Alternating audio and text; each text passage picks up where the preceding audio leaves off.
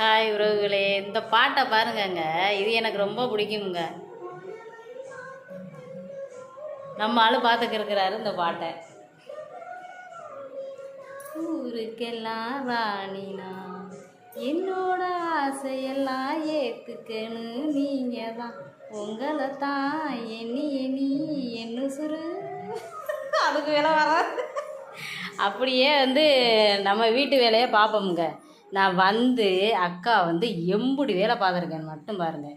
இது ஃபுல்லாக என் மாமியாருக்கு கொண்டு போன சாப்பாடு, ஏன் டிஃபனு எல்லாமே கழுவி போட்டு மாவு சட்டி இன்னையோட காலிங்க. காலையில் அரைக்கணும். அடுப்பை க்ளீன் பண்ணிட்டேன்னா சமைச்சு முடிச்சோடனே இதே மாதிரி தான் நான் எப்போதுமே வைக்கிறது. இது காலையில் பால் வாங்கி அரைச்சினேன்னா தயிர் ஊற்றி வைப்போம்னு உரம் இல்லைங்க, அதனால் காய்ச்சி வச்சுட்டேன். அப்படியே வாங்க இட்லியை வச்சுட்டேன். இட்லினா அப்படி பஞ்சாட்டம் இருக்கு பாருங்க. இட்லியை வச்சுட்டேன். இது நான் வச்ச சாம்பாருங்க.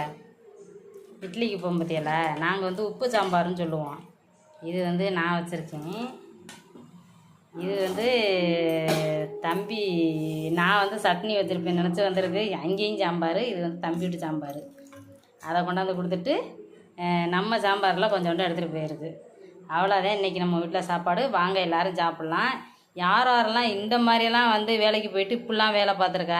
எனக்கு ரொம்ப கஷ்டமாக இருக்குங்க. என்ன செய்கிறது, நம்ம வீட்டு வேலையை நம்ம தானே பார்க்கணும். வாங்க இட்லி சாப்பிட்லாம். சாம்பார் ரெடியாக இருக்குது. பாய்.